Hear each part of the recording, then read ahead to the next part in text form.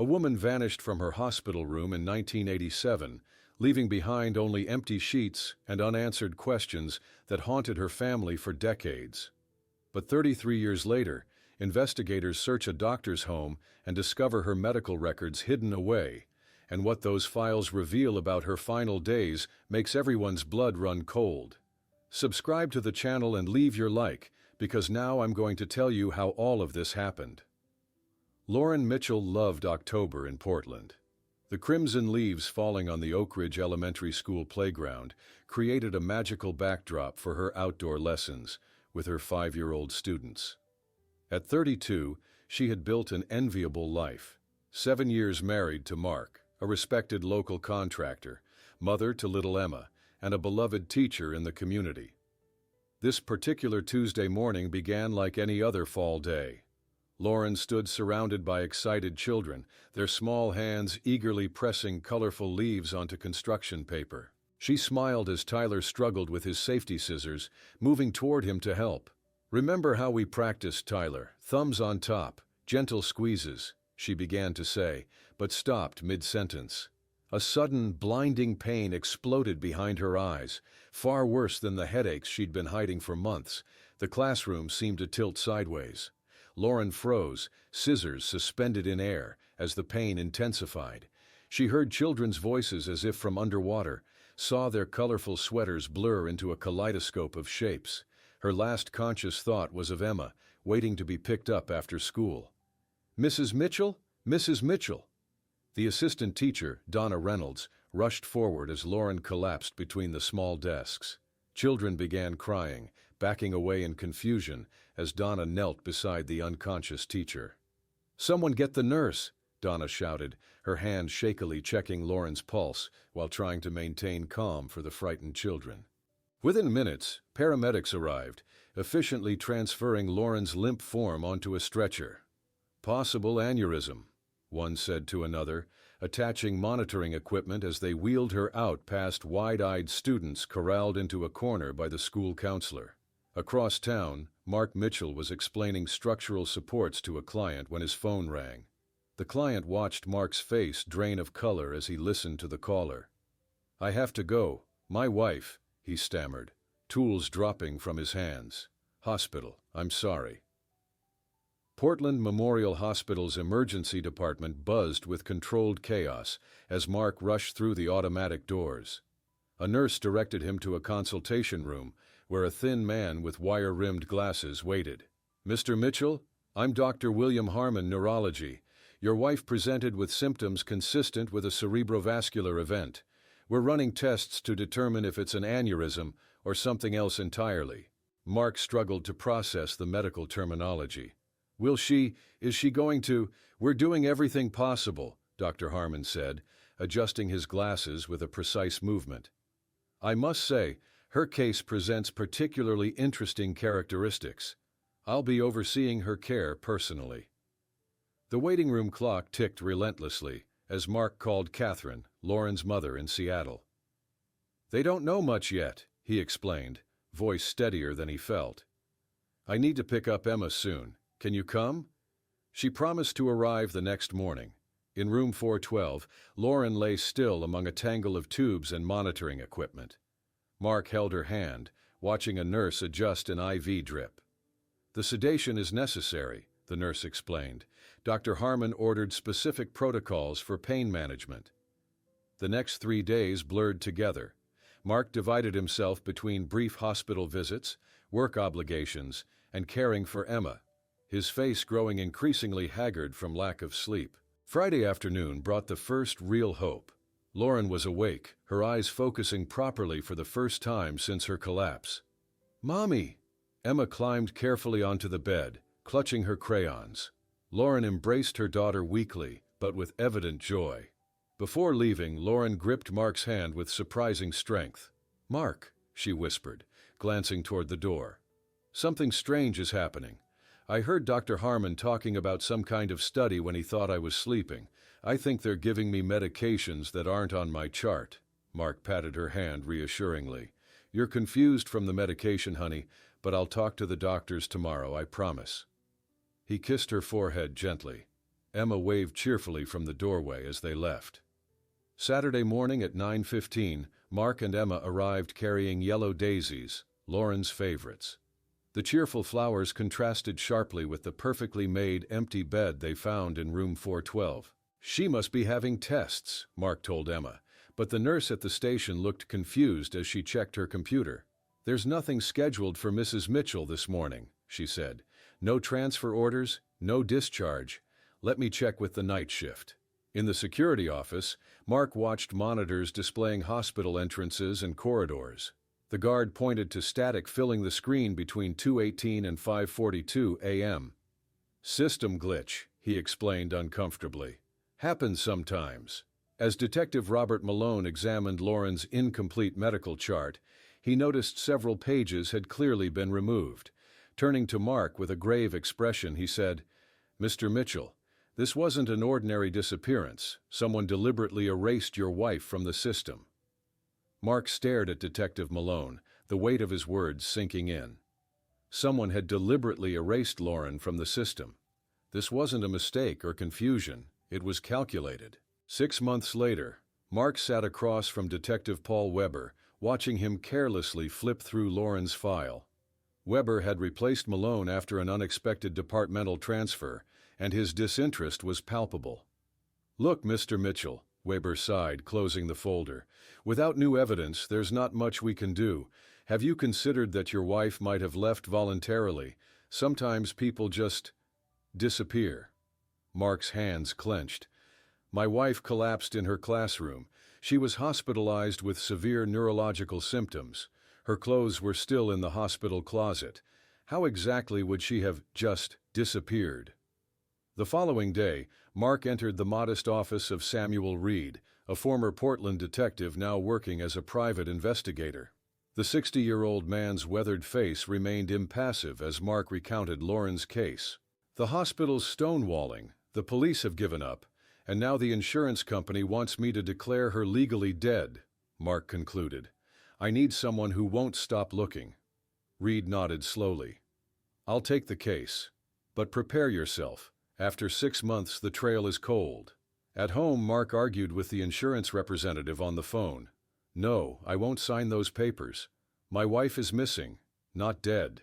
There's no body, no evidence of death." The doorbell interrupted his call.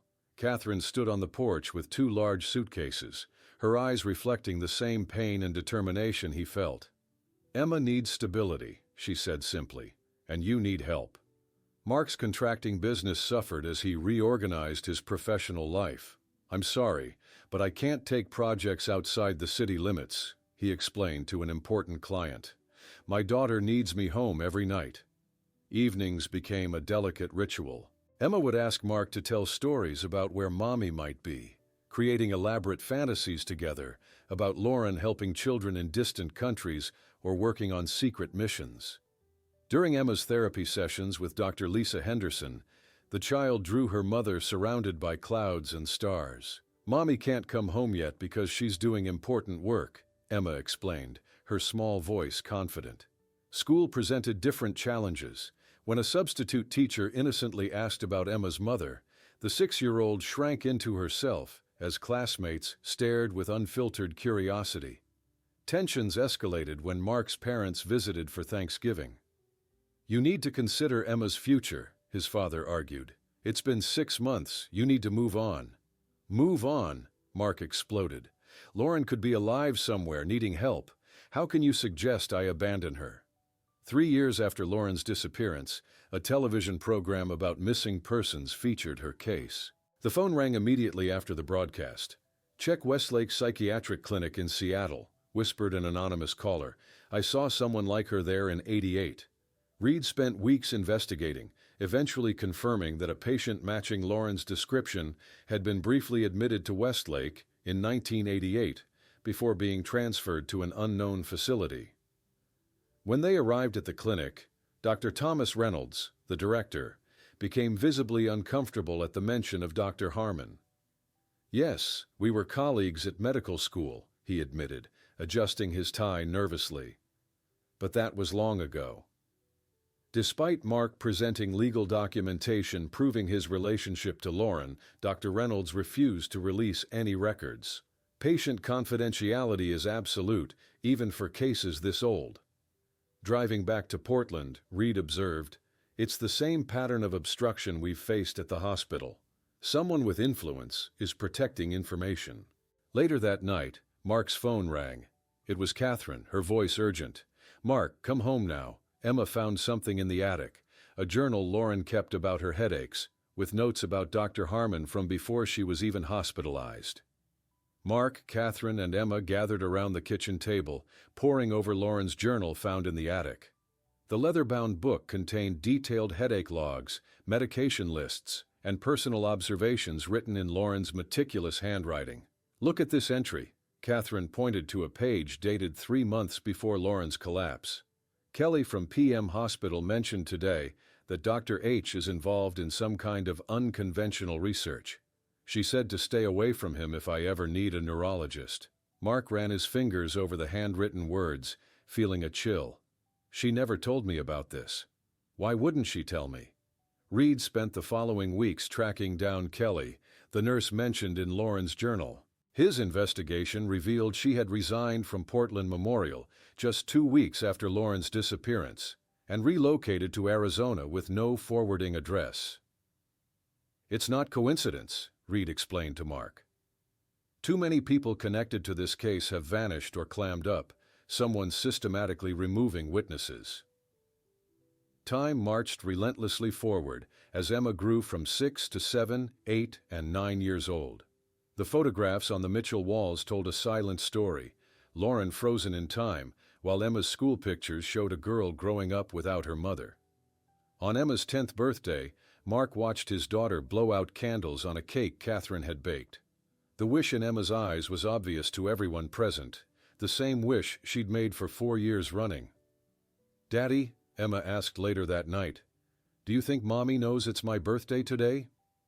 At school, Emma stood before her 5th grade class, clutching a family photo for her presentation.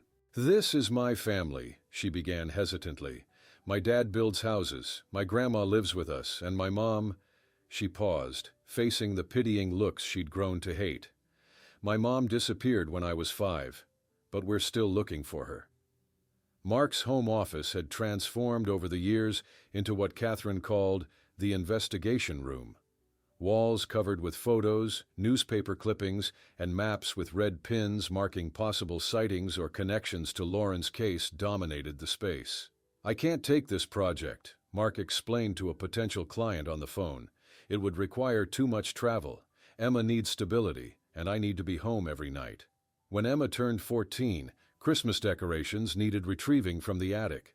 Searching through dusty boxes, she discovered one labeled Medical Confidential, tucked behind old ornaments. Inside, medical reports dated before her mother's hospitalization described possible undiagnosed manic depressive episodes and family history of bipolar disorder. Emma's hands trembled as she realized her father had never mentioned any of this. "Why did you hide this from me?" Emma confronted Mark in the kitchen, reports clutched in her hand. "Don't I have the right to know if I might inherit this?" Mark's face drained of color. "I was trying to protect you." "Protect me?" Emma's voice rose. "You created this perfect image of her. How can I trust anything you've told me?" By the time Emma turned 16, the distance between father and daughter had widened into a chasm. Reed, now visibly older and exhausted, met with Mark for their final consultation. "I'm retiring, Mitchell," he said, genuine regret in his voice. 10 years I've dedicated to this case, and I'm sorry, but I've hit my limit." Emma's 17th birthday came and went, celebrated without her, as she chose to spend the evening in the public library researching neurological disorders and psychiatric conditions instead of attending her own party. During dinner, Emma ignored her father completely, absorbed in an advanced biology textbook, marking pages about genetics and heritability with colored tabs. At her high school graduation, Emma's valedictorian speech stunned the audience. "I'm pursuing medicine to unravel mysteries science hasn't solved yet, including the one in my own family." The night after receiving her medical school acceptance letter, Emma found Mark asleep in his office surrounded by new documents. Curious, she examined the pages. Her heart raced when she spotted an internal hospital memo dated 1987 with the heading Eclipse Protocol, subject LM approved for experimental phase, evidence her father had just discovered but hadn't yet shared with her. Emma burst into the office, startling Mark awake. "What is Eclipse Protocol, and why didn't you tell me about this immediately?"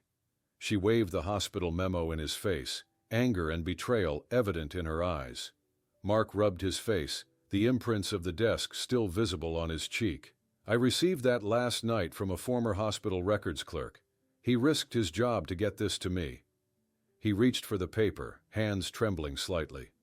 "I was going to show you this morning." Emma examined the document with clinical precision, her medical training allowing her to notice details she might have missed years earlier. Subject LM. These are Mom's initials. The date matches her hospitalization exactly. Her finger traced the letterhead, and Harmon's signature is right here. During her first year of medical school, Emma divided her time between intense studies and secretive research into the Eclipse Protocol. Late nights in the university library yielded little until she discovered a reference in an obscure medical journal from 1983. Experimental procedures for neural modification, Project Eclipse, discontinued after inconsistent preliminary results. Meanwhile, Mark attempted repeatedly to schedule meetings with the current hospital director, only to be rebuffed by the same response. Dr. Harmon is extremely busy with his chief of medicine responsibilities. From a distance, Mark observed Dr. Harmon, now distinguished with silver hair and an authoritative presence, accepting a humanitarian award at a ceremony covered by local media. The irony made Mark's stomach turn.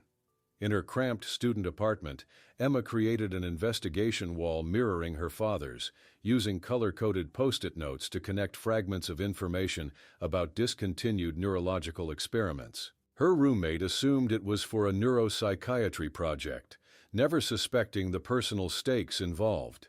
By 2010, 23 years after Lauren's disappearance, Mark's hair had completely grayed. One Tuesday afternoon, he opened an anonymous envelope sent to his post office box, finding yellowed copies of blood test results and a handwritten letter. "I always knew something was wrong with your wife's case," the letter read. "Dr. Harmon was testing unapproved experimental compounds. I fear for my safety, but you deserve to know. Janet Cooper." Under a magnifying glass, Mark analyzed the test results, circling abnormally high levels of unknown substances marked in red on the reports. The compounds listed didn't appear in any standard medical reference books. At the Portland Police Department, a young officer shook his head apologetically. "I'm sorry, Mr. Mitchell, but the statute of limitations for medical negligence expired over a decade ago." Mark's attempt to interest an investigative reporter initially seemed promising, but the journalist received a phone call during their meeting and abruptly changed his demeanor. "Sorry, we can't pursue this story. Potential legal issues," he muttered, avoiding Mark's eyes. 3,000 miles away, Emma, now 28 and wearing the white coat of a resident physician, ignored her father's call while discussing a case with fellow residents. Her supervisor praised her focus on neurological trauma cases, unaware of the personal motivation driving her specialization choice. That evening in her Boston apartment, Emma explained firmly to her father over the phone, "I can't come back to Portland right now, Dad. I'm finally building my own career, my own identity. I can't get pulled back into this obsession." The distance between them had never felt greater, despite the shared goal that had once united them. Mark hung up the phone, staring out at the rain. Emma's rejection stung, but didn't surprise him. After years of watching her father chase ghosts, she had chosen science and certainty, a path that led away from home. Later that night, as Mark observed the rain through his window, the phone rang. Upon answering, he heard the unrecognizable voice of an elderly woman whispering, "You don't know me, Mr. Mitchell, but I knew your wife, not as Lauren, but as patient 17, at Serene Valley Center, where Dr. Harmon visited us every 3 months for over a decade. Mark's hand trembled as he pressed the phone closer to his ear. "Who are you? How do you know about my wife?" The following morning, Mark sat in a discreet cafe in downtown Portland, watching the door nervously. A frail woman in her 70s entered, scanning the room with anxious eyes. Her hands shook visibly as she approached his table. "Eleanor Winters," she introduced herself quietly. "Thank you for meeting me." Eleanor slid a faded photograph across the table. "This was Serene Valley Center. Looks like a resort, doesn't it? Well, it was hell disguised as paradise." Mark studied the image of an elegant facility nestled among pine trees, picturesque mountains in the background. "The forgotten ones stayed in the East Pavilion," Eleanor continued, her voice dropping to barely above a whisper. "They never spoke. Some didn't even know their own names, just numbers. Patient 17 arrived when I'd already been there for several years." When Mark showed her Lauren's photograph, Eleanor nodded slowly. Could be her. Shorter hair, thinner, empty look, but the resemblance is there. Later that week, Mark hunched over a computer at the public library, searching through archived records. He discovered that Serene Valley Center had officially closed in 2001 after financial restructuring. A small newspaper article mentioned a fire that destroyed the central archives shortly after closure. At home, Mark added the new information to his investigation wall: photos of Serene Valley Center, an Idaho map with the location marked, articles about Dr. Harmon, and an updated timeline connecting these elements. Across the country, Emma sat in her university office reviewing a scientific paper, published by Dr. Harmon, titled Long-Term Outcomes in Selective Neural Modification. Her medical training allowed her to spot troubling inconsistencies. "These results are impossible to obtain with current research protocols," she explained to a senior colleague. "The sample size and consistency suggest continuous observation of specific subjects over decades." Her colleague seemed uncomfortable with her questions. "Harmon's work is considered groundbreaking. Perhaps you're misinterpreting the methodology." Christmas of 2019 arrived with a cold snap.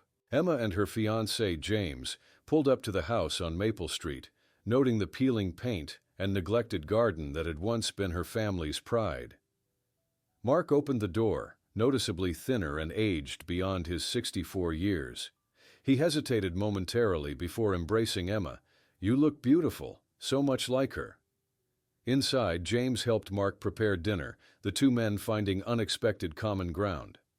"I actually studied your articles on brain trauma when I was in school," James mentioned, creating a bridge between them.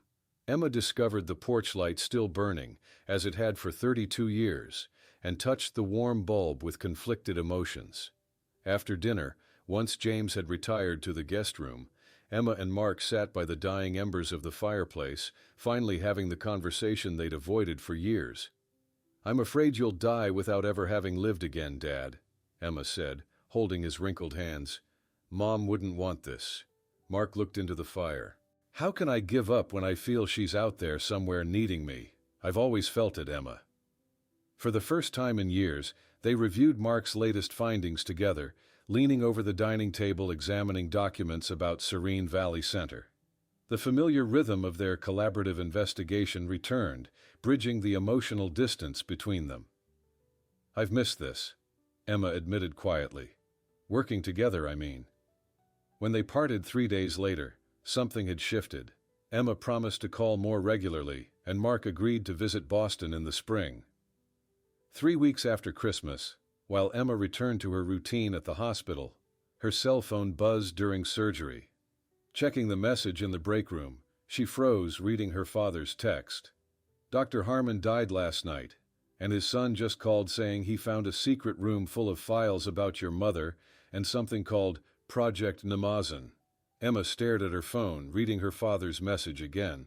"Dr. Harmon dead, secret files, Project Namazani." Her hands trembled as she called the hospital administrator, requesting emergency family leave. The following afternoon, Emma arrived at the lakeside property where Michael Harmon stood waiting. Tall and scholarly, With little resemblance to his father, he greeted her with grim determination. "I never had a close relationship with my father," Michael explained, leading Emma through the elegant home. "Now I understand why. His entire career was built on lies." In the wood-paneled library, Michael pushed against an ornate bookshelf, revealing a hidden door. Inside lay a climate-controlled room filled with meticulously organized files. "I found this yesterday while inventorying his estate," Michael said. "There are thousands of documents here, and your mother's name appears repeatedly." Mark arrived 30 minutes later, breathless and disheveled. His eyes widened at the sight of the hidden archive. "My father conducted unauthorized experiments on vulnerable patients for decades," Michael explained, handing Mark a thick folder labeled with Lauren's name. "He falsified results, manipulated data, and apparently removed obstacles." Mark's hands shook as he opened the file. Inside was a detailed clinical diary of Lauren's days at Portland Memorial. Dr. Harmon's notes described increasing doses of an experimental compound called Neurovacin D, developed by a pharmaceutical company secretly funding his research. "October 16, 1987, Mark read aloud, his voice breaking. "Patient expressed suspicions about undocumented medication, conversed with husband, risk of exposure increased, transfer to Facility B necessary immediately." Emma moved closer, reading over his shoulder the next devastating entry. "Depersonalization procedure initiated at 0230. Patient successfully transported to Pine Installation at 0515. Official record altered. Eclipse protocol implemented." "What is Pine Installation?" Mark asked, looking up at Michael with haunted eyes. Michael hesitated. "From what I've pieced together, it's a private psychiatric facility somewhere in northern Idaho. My father apparently had connections to several such places across different states. Patients were transferred between them when necessary, to keep everything hidden." That evening, Emma examined the documents with clinical precision, her medical training revealing the horrifying truth behind the technical jargon. "This Eclipse protocol was essentially an identity erasure technique," she explained, pointing to detailed notes. "It combined specific drugs with targeted electroconvulsive therapy to areas of the brain associated with autobiographical memory. Basically, they erased who she was." The procedure had originally been developed for experimental treatment of severe PTSD in veterans, but abandoned due to causing irreversible cognitive damage. Dr. Harmon had apparently continued refining it privately. "He didn't just kidnap Mom," Emma concluded, tears finally breaking through her professional facade. "He stole who she was." Mark and Emma decided to take their evidence directly to the FBI, bypassing local police. Special Agent Diana Reyes, a seasoned investigator specializing in missing persons cases, recognized the gravity immediately. "This goes far beyond a single disappearance," Agent Reyes explained after reviewing the documents. "We're potentially looking at a conspiracy involving multiple medical professionals across different states." While the federal investigation unfolded, Mark and Emma focused on locating the mysterious Pine Installation. The documents provided no exact address, only coded references. Michael Harmon discovered the crucial clue among his father's personal papers: travel receipts showing quarterly visits to a small town called Silver Creek, Idaho. He went there regularly, always on the 15th of January, April, July, and October, Michael observed, for over 30 years, without fail. Agent Reyes coordinated with the FBI field office in Idaho, which identified only one medical facility near Silver Creek, Serene Valley Treatment Center, a discreet psychiatric clinic operating since 1982, specializing in long-term cases with special needs. Corporate records revealed troubling connections. The center was partially funded by the same pharmaceutical company that supported Dr. Harmon's research through a complex network of shell companies. On March 12, 2020, exactly 1 week before pandemic restrictions would shut down facilities nationwide, Agent Reyes obtained search warrants for Serene Valley Center and its records. "I've prepared you for all possibilities," Reyes warned Mark and Emma the night before the operation. "If Lauren is there, she likely won't remember you. The neurological damage caused by decades of this treatment may be extensive." Mark and Emma waited in tense silence in their rental car, parked a discreet distance from Serene Valley Treatment Center. The elegant complex of low buildings nestled among pine trees looked deceptively peaceful against the backdrop of snow-capped mountains. After what seemed like eternity, Mark's phone vibrated. His trembling fingers struggled to answer. "We found 17 patients matching cases in Dr. Harmon's files," Agent Reyes reported, her voice carefully controlled. "One of them is Lauren." The world seemed to tilt beneath Mark's feet as he followed Agent Reyes through quiet corridors adorned with serene landscape paintings. Emma walked beside him, her medical training barely keeping her emotions in check. Nothing about the facility resembled the institutional nightmare they had imagined. Dr. Rachel Winters, a woman in her 40s with genuine concern etched on her face, met them at the nurses' station. "I've only been here 2 years," she explained quietly. "When I noticed inconsistencies with the special treatments, I began documenting them discreetly. I had no idea of the full scope until today." Agent Reyes paused before opening the door to the community room. "She's registered as Jane Simmons, arrived in October 1987. The spacious room beyond featured large windows overlooking a garden. Various patients engaged in supervised activities, painting, reading, playing board games.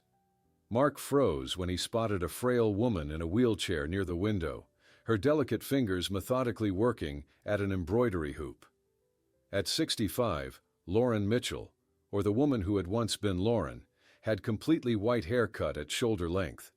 Her face, though marked by time, still retained features of the woman who had vanished 33 years earlier. "She has limited cognitive capacity," Dr. Winters explained softly. "She communicates verbally, but rarely initiates conversations. She exhibits significant memory lapses and has difficulty with temporal sequences." Emma remained behind, questioning the doctor about medical details, while Mark slowly approached Lauren's wheelchair, kneeling to meet her eyes. She turned calmly, regarding him with polite curiosity but no recognition. "Hello," Mark said, his voice trembling.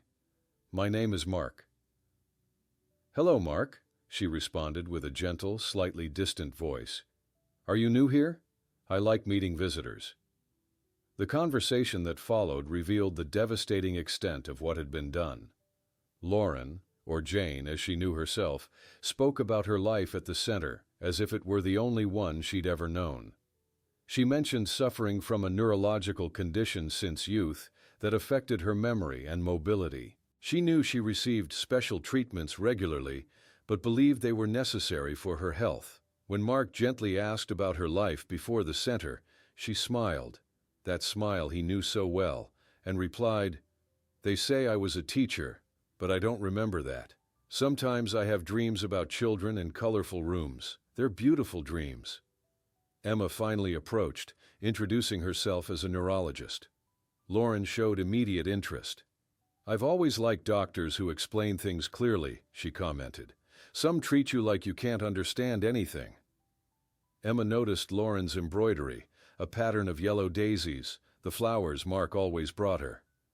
When Emma commented on the beautiful work, Lauren instinctively reached out, touching Emma's fingers in a gesture that made the young doctor freeze. It was exactly how her mother used to hold her hand when she was a child, a unique touch, a movement of her thumb in small circles that Emma hadn't realized she remembered until that moment. Silent tears rolled down her face.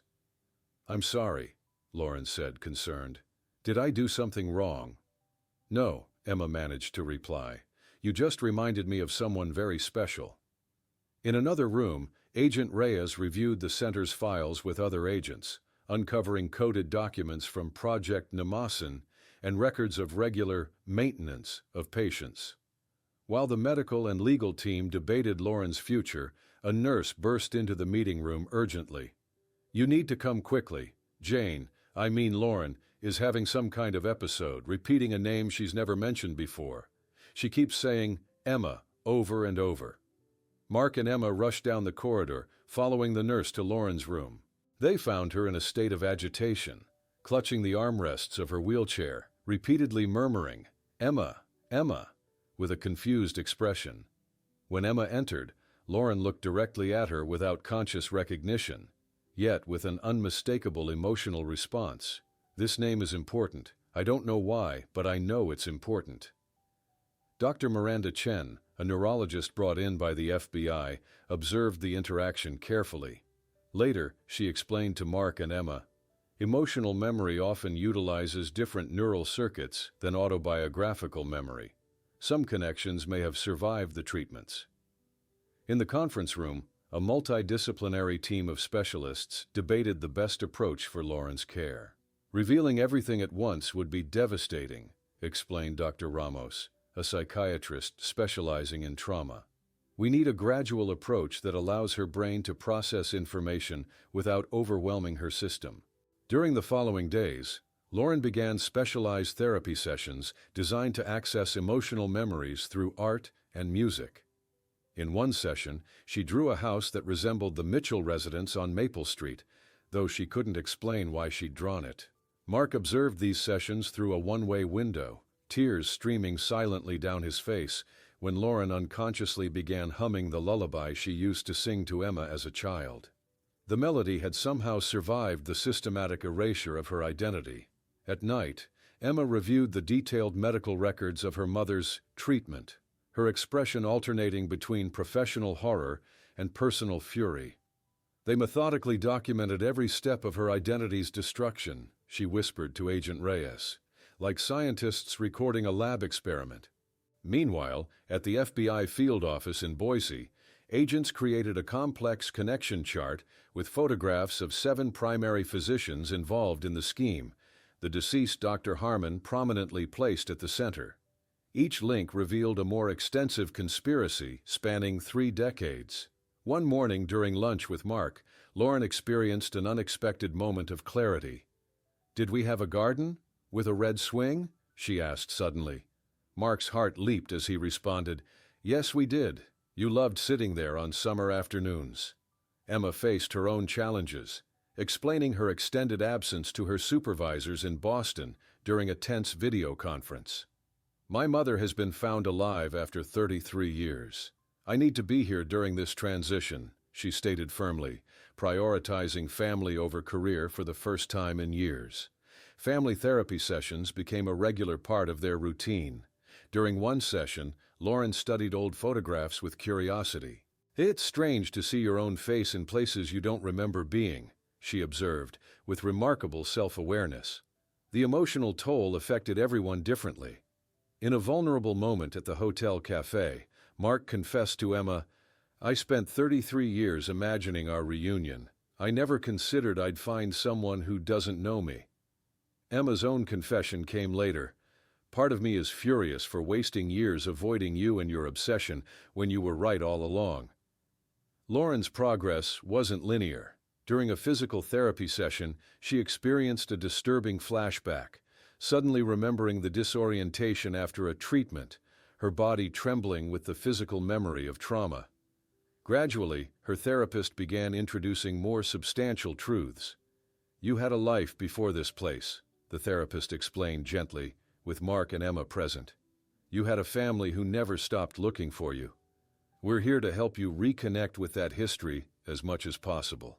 After weeks of careful therapy and gradual truth-revealing, Lauren and Emma sat together during a session working with family photographs. Suddenly, Lauren looked directly at Emma, and with momentary clarity that surprised everyone in the room said, "You had a stuffed rabbit named Hop that you wouldn't let go of when you were little. I used to wash it secretly when you were sleeping because you never let it away from you." Emma stood frozen in shock, her hand halfway to her purse. "How do you remember that? Not even Dad knew that detail about Hop." Lauren blinked, confusion returning to her features. "I don't know where that came from. The words just appeared in my mind." Dr. Chen explained to the medical team later that day, using brain scans displayed on a screen. Emotionally charged memories, especially those related to motherhood, may be encoded in neural networks that resisted the treatments. Think of them as protected islands in a sea of erasure. The unexpected memory of Hop marked a turning point in Lauren's treatment. In subsequent therapy sessions, she began recognizing more photographs from her past life, her fingers lingering on an image of herself holding baby Emma with a look of painful recognition. By September, after months of careful preparation, Lauren was ready for the formal session where she would be presented with the complete truth about her identity. The room had been specially prepared, comfortable, non-threatening, with familiar objects from her previous life carefully arranged. As the therapist methodically explained the truth about Dr. Harmon, the hospital, and her abduction, Lauren processed the information with surprising calmness. "So I had a daughter," she said simply, looking at Emma with new understanding. "That explains why I felt something so strong when you held my hand that first day." With legal assistance from the FBI, Lauren formally reclaimed her legal identity as Lauren Mitchell after 33 years as Jane Simmons. The paperwork felt surreal, restoring on paper what had been stolen from her mind. National news networks broadcast footage of doctors and administrators being led away in handcuffs, with headlines declaring, "Ghost patients, scandal shocks medical community." Congressional hearings were scheduled, with promises of sweeping reforms to protect vulnerable patients. In early December, Emma and James prepared an adapted apartment in Portland, installing accessibility equipment and carefully selecting family photographs for the walls. The preparations felt both hopeful and terrifying, creating a space for someone they knew and didn't know simultaneously. Lauren arrived in Portland on a cold December morning, observing the city from the car window with curiosity and fragments of recognition. "The bridges seem familiar," she noted quietly. "I used to like bridges." The first night in her new apartment proved challenging. Lauren woke disoriented, not recognizing where she was, her frightened calls bringing Mark immediately from the sofa where he slept to provide continuity and reassurance. During the day, Emma functioned as Lauren's physician, discussing medication adjustments with specialists. But in the evenings, she removed her white coat, physically and metaphorically, to simply sit beside her mother with photo albums, sharing stories about the decades Lauren had missed.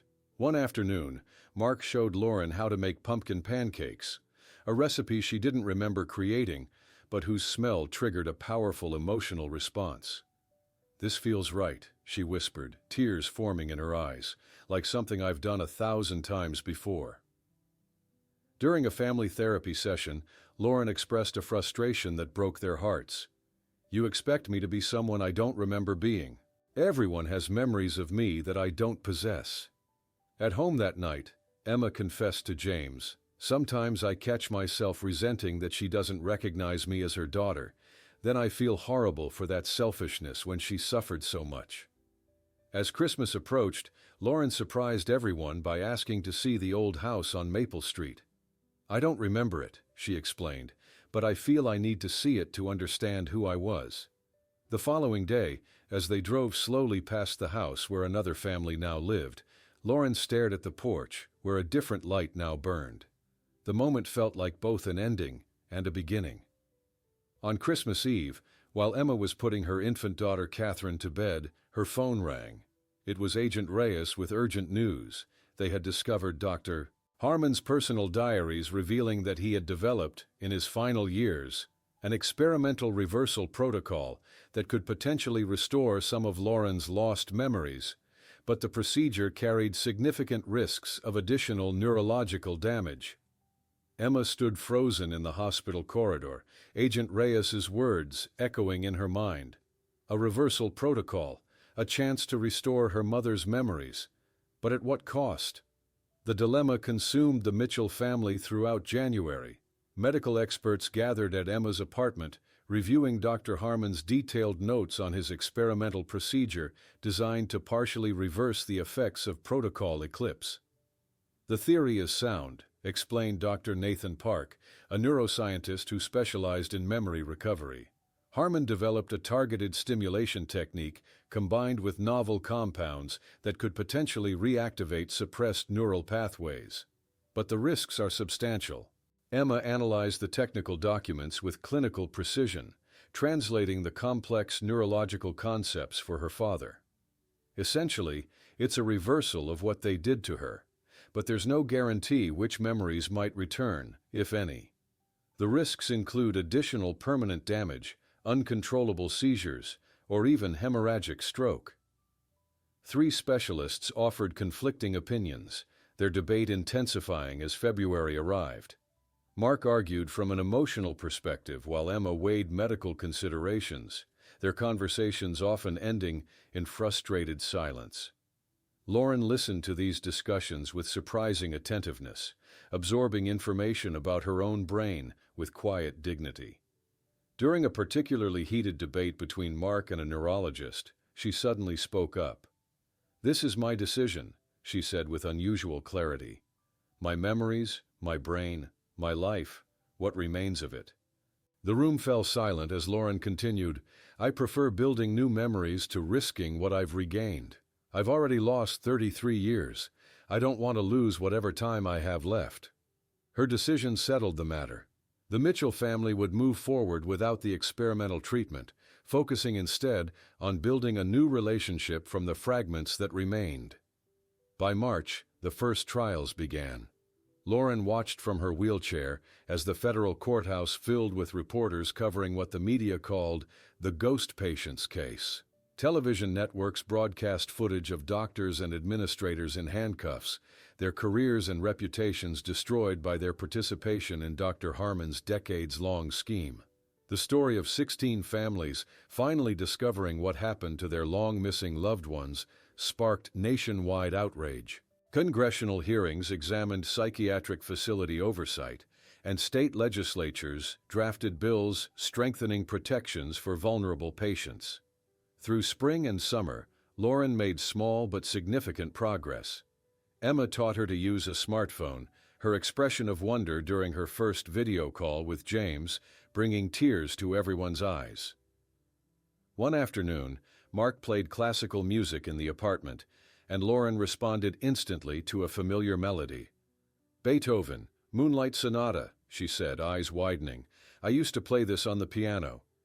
In July, Emma brought her infant daughter to the apartment, carefully placing the baby in Lauren's arms. "Mom, this is Catherine, your granddaughter," she said, naming the child after Lauren's mother, who had died without knowing her daughter's fate. These precious moments of connection sustained them through the challenging times, Lauren's nightmares, her occasional confusion about where and when she was, the physical limitations from decades of institutional life. One golden afternoon in September, Lauren sat in the garden with Mark, watching Emma play with baby Catherine on a blanket spread across the grass. She turned to him with unusual lucidity. "I don't remember much of our life together," she said softly. "I probably never will, but I know you never gave up on me. Emma told me. 33 years, Mark. You kept the light on for 33 years. Mark held her familiar yet transformed hand, throat tight with emotion. "And I would have for 30 more, if necessary." Lauren smiled, that smile that had once brightened a classroom full of 5-year-olds. "You didn't need to," she said gently. "I found my way home." The following week, Lauren asked to visit the cemetery where Catherine, her mother, had been buried 15 years earlier without ever knowing her daughter's fate. As she placed flowers on the grave, Lauren spoke words that summarized not just her journey, but that of everyone affected by the case. "Time isn't what we think it is. We lost so many years, but somehow we're all here together now. Different, transformed, but still connected. That has to mean something."